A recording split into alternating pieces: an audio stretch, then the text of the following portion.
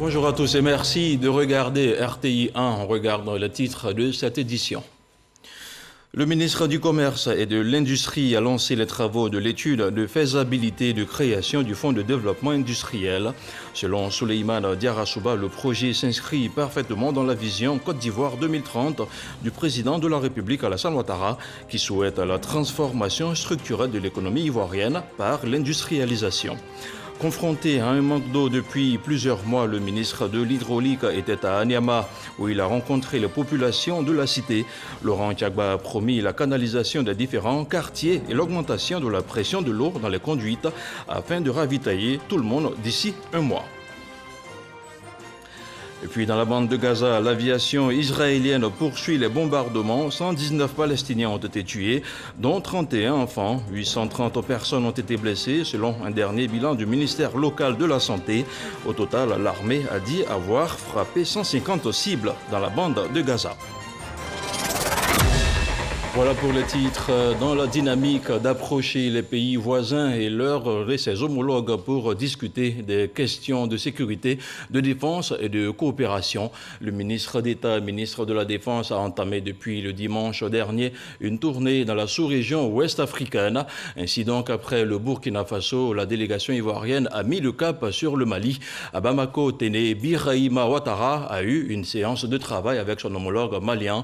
Comme à Ouagadougou, les échanges ont porté sur des stratégies communes à mettre en œuvre pour freiner le terrorisme. Le commentaire d'Abou Sanogo. La Côte d'Ivoire et le Mali, ensemble pour la sécurisation de leurs frontières communes. Le ministre d'État, ministre de la Défense Téné Birahima Ouattara, en visite de travail et d'amitié à Bamako. Dans la capitale malienne, il a échangé avec son homologue malien de la Défense, le colonel Sadio Kamara, sur les stratégies communes à mettre en œuvre pour freiner le terrorisme dans la sous-région. Notre rencontre d'aujourd'hui nous permettra d'échanger sur comment nos deux armées peuvent et doivent collaborer ensemble pour sécuriser et stabiliser nos frontières, en luttant contre le terrorisme et la criminalité transfrontalière.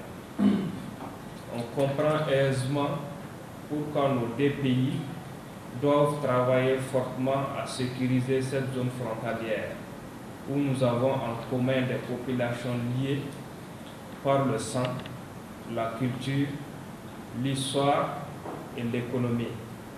On mesure toute l'importance et l'exigence de notre coopération militaire. Il nous faut conjuguer nos efforts. Il nous faut renforcer notre coopération, notamment dans le domaine de la défense et de la sécurité. Il nous faut intensifier nos échanges réguliers dans le domaine du renseignement. Il nous faut coordonner nos différentes actions, qu'elles soient politiques, économiques et militaires, dans nos différentes zones opérationnelles.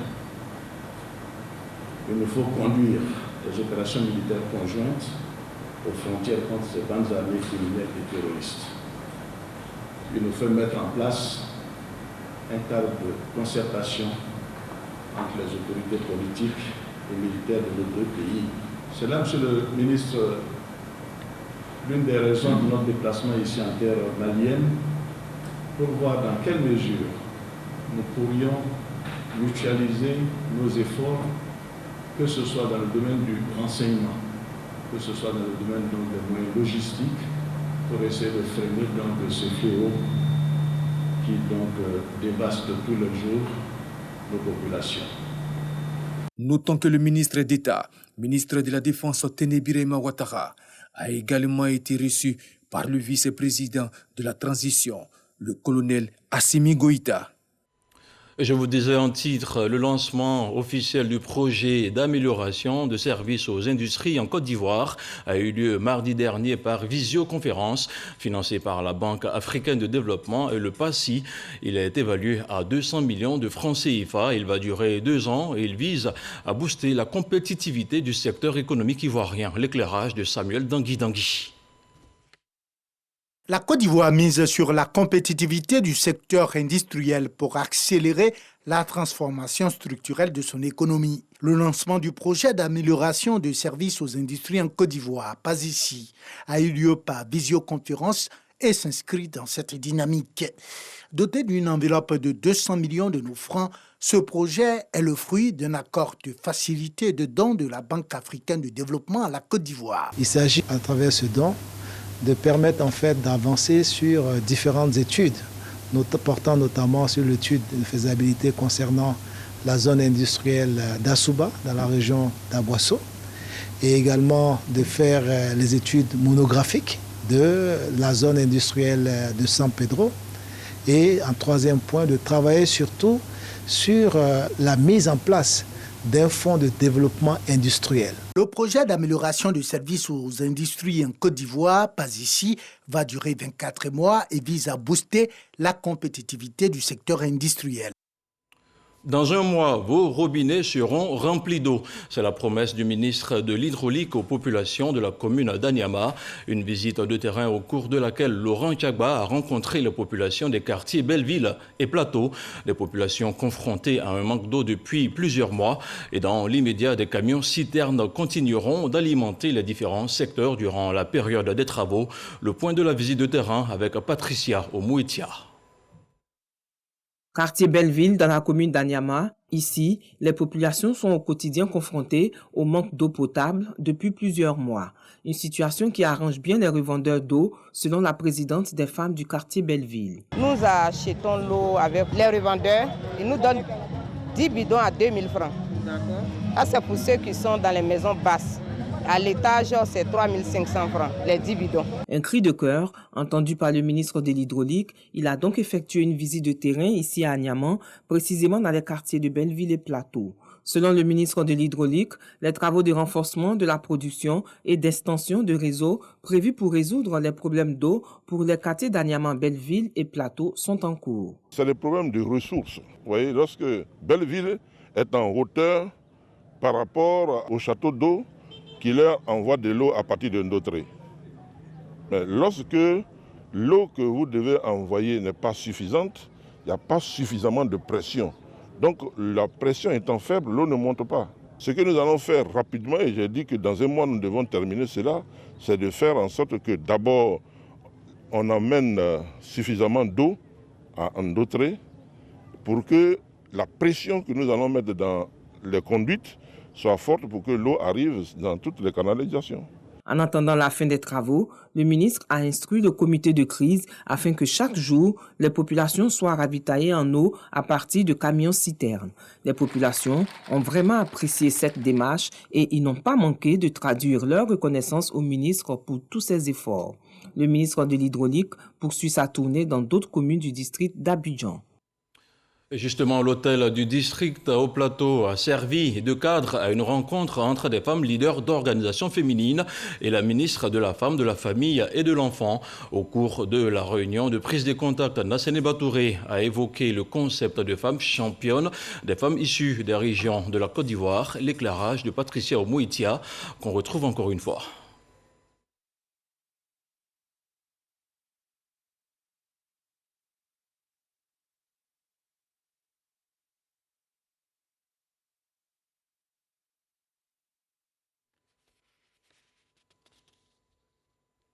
Toutes nos excuses pour la qualité sonore de cet élément sur lequel nous reviendrons dans nos prochaines éditions. Comment construire un réseau efficace? La question était au cœur d'un atelier qui a réuni la chaire UNESCO Eau, Femmes et Pouvoir de décision et d'anciens auditeurs de la formation en ingénierie du genre. En toile de fond, il s'agissait d'échanger sur la mise en place d'un réseau d'alumni et d'opportunités professionnelles pour les experts du domaine. Sephora Zegui. Ces ingénieurs en ingénierie du genre veulent mettre leur expertise au service de la Côte d'Ivoire, de l'Afrique et du monde. Ces orfèvres en la matière de la chaire UNESCO aux femmes et pouvoirs de décision veulent échanger sur la mise en œuvre effective d'un réseau d'alumni et d'opportunités professionnelles. Tout ce que je peux dire, c'est d'encourager à travailler en réseau. Le réseau, c'est de la solidarité et c'est de ça que nous avons besoin, d'être solidaires les uns les autres pour pouvoir aller de l'avant et pour pouvoir porter notre pays et entrer dans un développement, s'assurer d'un développement durable. Selon Euphrasie Kwasi Yao, titulaire de la chaire UNESCO aux femmes et pouvoir de décision, ce réseau va permettre à ces anciens auditeurs devenus experts en genre et développement de tisser des liens afin de créer un réseau pour faciliter leur insertion professionnelle. On a décidé de créer le réseau des alumni parce que nous avons plus de 100 experts en 3 promotions que nous avons formés en ingénierie du genre et qui sont en train de faire un travail merveilleux dans tous les secteurs. Et on se dit qu'aujourd'hui, le pauvre, c'est celui qui manque des réseaux.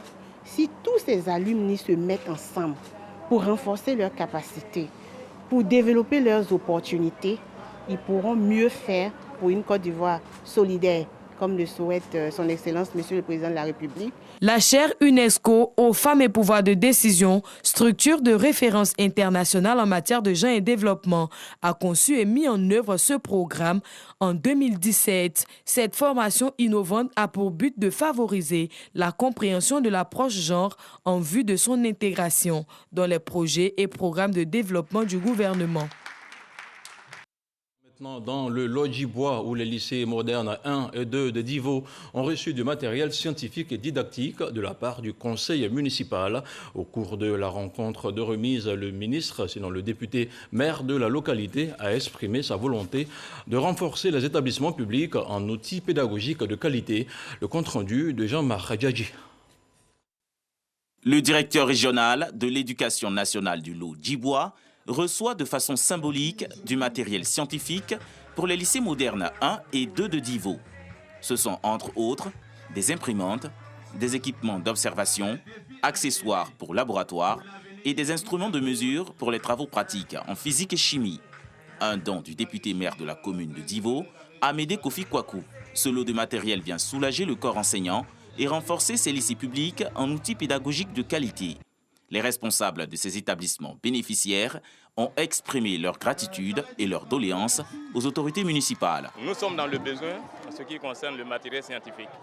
Et ces matériels que nous venons de recevoir permettront à nos enseignants de mettre la main à la pâte devant les enfants, ce qui leur donnera encore plus de détermination, puisqu'ils seront en contact direct avec le matériel, ils sauront en réalité ce que les enseignants leur enseignent. Le premier magistrat de la ville de Divo s'est dit prêt à soutenir les écoles publiques de la localité afin de promouvoir l'excellence et les filières scientifiques. On a noté que pour pouvoir avoir plus de bacheliers scientifiques, il leur fallait du matériel, parce que du matériel de physique, parce que les profs ne font presque plus d'expérience. Donc les élèves ne voient pas le matériel, tout est théorique. Et donc nous avons souhaité leur offrir du matériel. Le président Alassane Ouattara a décidé donc d'industrialiser ce pays-là. Mais ce pays ne peut fonctionner réellement que si nous avons beaucoup d'ingénieurs, nous avons beaucoup de scientifiques. 450 tables bancs ont déjà été offerts par le maire Amédée Kofi Kwaku en février dernier au lycée moderne 1 et 2 de Divo. Place maintenant au point de la situation de la Covid-19 au 13 mai 2021.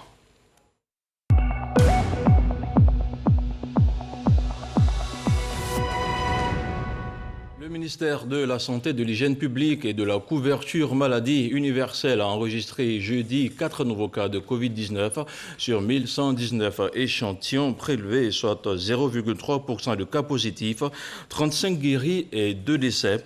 À la date du 13 mai, la Côte d'Ivoire compte donc 46 520 cas confirmés, dont 45 977 personnes guéries, 294 décès et 249 cas actifs. Le nombre total d'échantillons est de 616 078. Le 12 mai, 2772 personnes ont été vaccinées, soit un total de 295 309 personnes vaccinées contre la Covid-19. On continue à parler de santé avec l'INFAS, l'Institut national de formation des agents de santé, qui renouvelle son engagement dans sa marche vers l'excellence. Devant la presse, la directrice générale de l'Institut a dressé le bilan à mi-parcours des formations. Astou Danyogo. La directrice générale de l'Institut national de formation des agents de santé était face aux journalistes. Objectif, faire le point des différentes formations. L'INFAS s'engage résolument à l'excellence. Il a été demandé à toutes les structures de s'engager résolument vers la démarche qualité. Donc cette démarche qualité va nous permettre, nous aussi, de mieux former les étudiants, de mieux nous engager dans une formation de qualité. Les acteurs seront formés et l'excellence doit être notre boussole. Cette rencontre a été également l'occasion pour elle d'établir un bilan à mi-parcours de sa gestion, notamment au niveau de la formation des formateurs et l'amélioration des conditions de travail et d'apprentissage. Tout notre engagement, c'est de continuer de faire de l'excellence notre boussole. Notre engagement, c'est au quotidien que nous devons améliorer chaque chose. Nous pensons que notre équipe est prête, notre équipe s'engage pour que tout se passe bien. Donc c'est la population qui doit avoir des résultats satisfaisants et nous nous engageons à faire cela. Nous allons nous engager surtout à ce que ce ne soit pas de belles paroles, que ce soit des actions qui soient mises en œuvre pour que l'éducation des personnes que nous formons soit une réalité.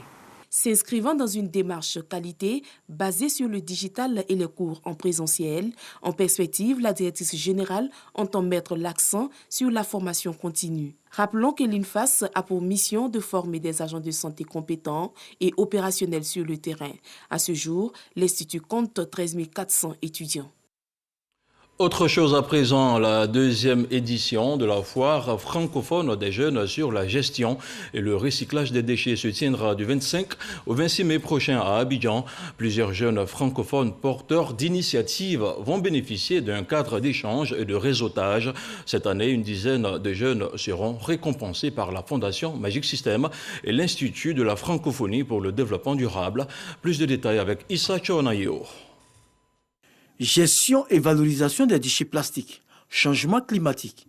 Ce sont là des sujets environnementaux qui sont au cœur des préoccupations de la Fondation Magic System. Pour les résoudre, elle a même mis en place, en partenariat avec l'Institut de la francophonie pour le développement durable, IFTD, une foire francophone des jeunes sur la gestion et le recyclage des déchets. La deuxième édition, qui sera organisée dans une dizaine de jours, sera l'occasion pour la Fondation Magic System de financer plusieurs projets des jeunes francophones. Aujourd'hui, nos rues, malgré les efforts de nos gouvernants, qui sont toujours jonchés de déchets, et ces déchets-là, au lieu de représenter une menace, devraient pour nous représenter une mine d'or. Et c'est ce message que nous voulons donner aux jeunes, les inviter à s'engager davantage dans les métiers verts, dans l'économie verte, l'économie circulaire et même l'économie solidaire pour pouvoir apporter leur modeste contribution dans la lutte contre les changements climatiques. Cette foire, au dit des organisateurs, vise à réunir les jeunes francophones porteurs d'initiatives et les acteurs du domaine afin d'orienter la bonne gestion de leurs projets. Il s'agit également pour la Fondation de leur offrir un cadre d'échange et de réseautage. Cette deuxième édition verra la participation du ministère de la Promotion de la Jeunesse, de l'Insertion professionnelle et du Service civique, et celle du ministère de la Communication et de la Francophonie, avec comme innovation la participation des acteurs venus de l'étranger. L'AIPH, l'Association interprofessionnelle des producteurs de palmiers à huile, lance un cri du cœur devant la presse nationale et internationale. Elle a exprimé le malaise que vit la filière depuis quelques années, un malaise né du blocage des prix du régime de palme Borchamp.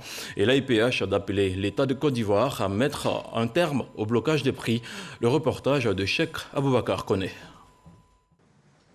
Les producteurs de palmiers à huile sont entre doute et inquiétude, et pour cause, la mesure de blocage des prix du régime de palme Borchamp prise par le ministère du Commerce pour un délai de 3 mois depuis le mois de janvier est arrivée à expiration.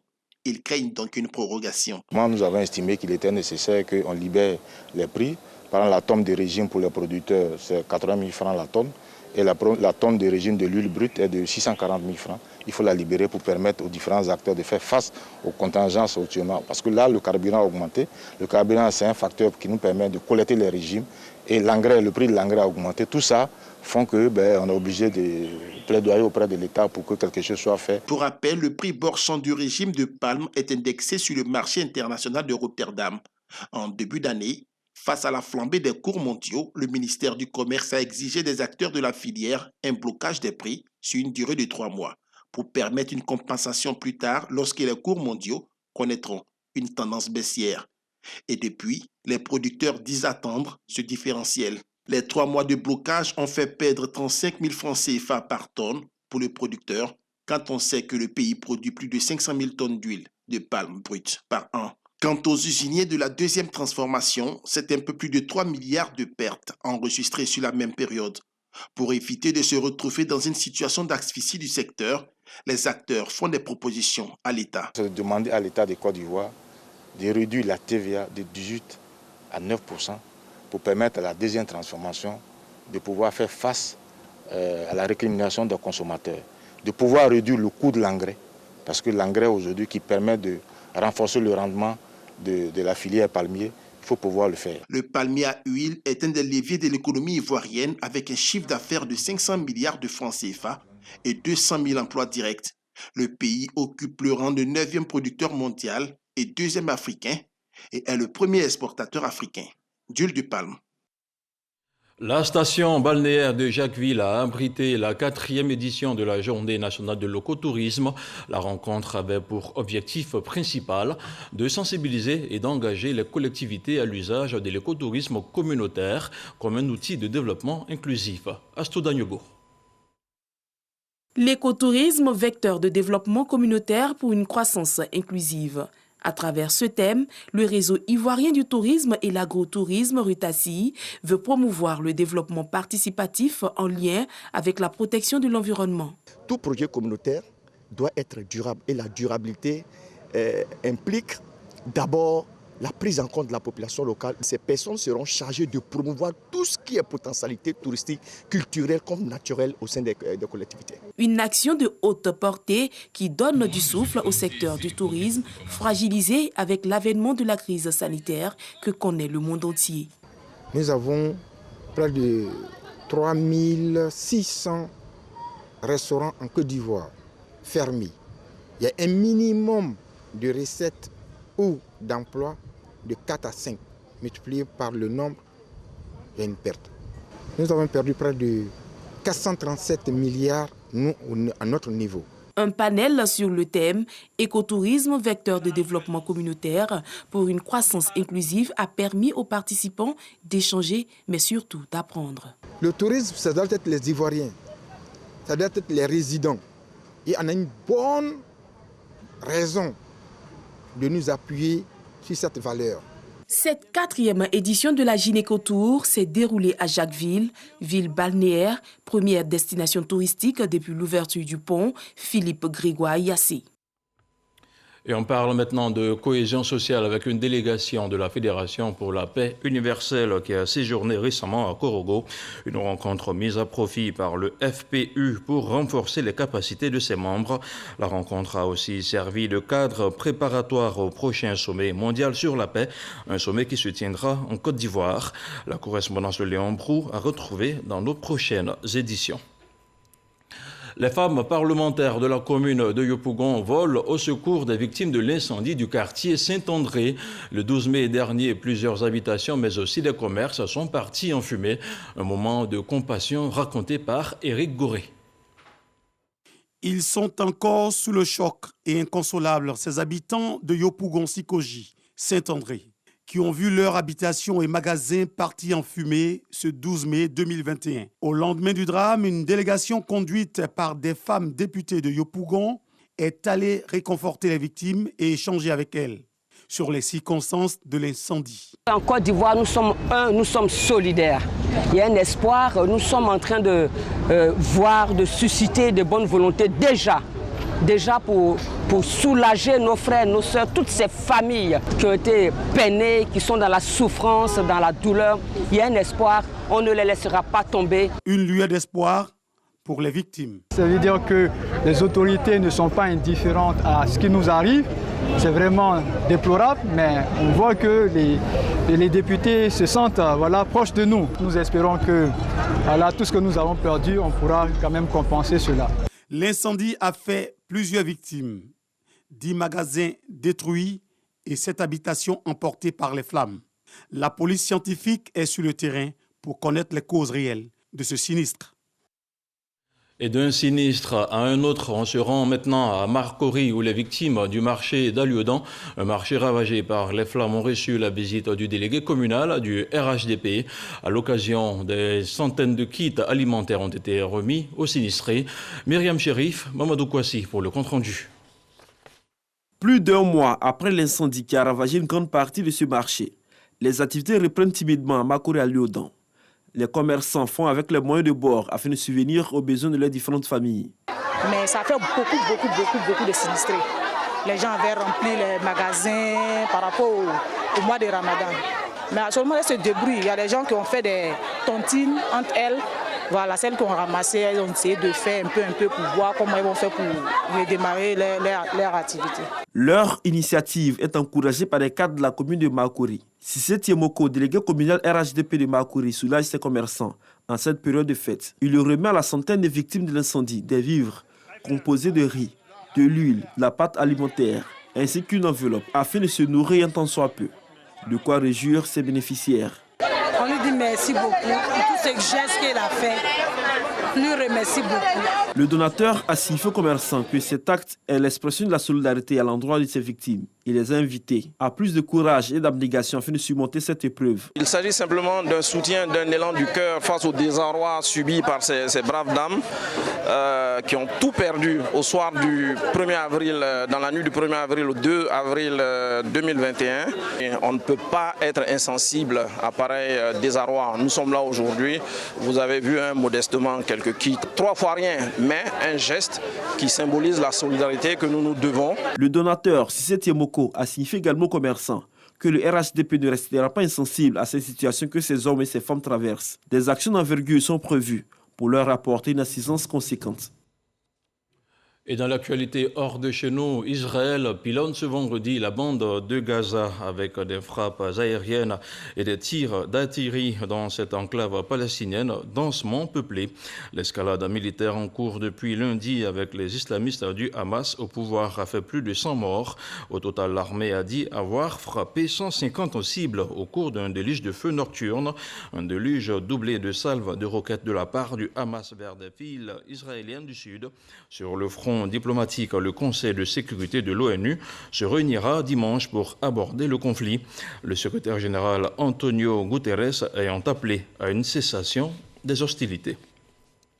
Et c'est la fin de ce chapitre d'information sur RTI 1. L'information revient à 20h30, sinon à 20h plutôt, avec Marie-Laure Ongoran. Quant à moi, je vous retrouve demain matin à 6h30.